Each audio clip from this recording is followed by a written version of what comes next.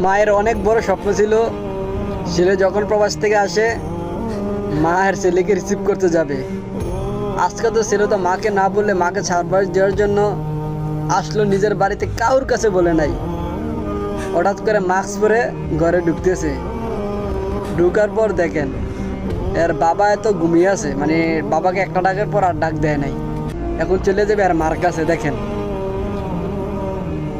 মা তো আজকে মহা খুশি, আমার ছেলে কাঁদতে না বলে হঠাৎ করে চলে আইছে। মা তো আজকে মহা খুশি, মার কথা কি বলবো।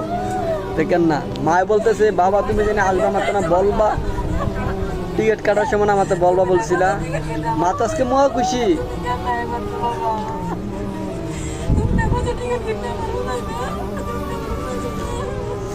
মা ছেলের ভালোবাসা এরকম হয়।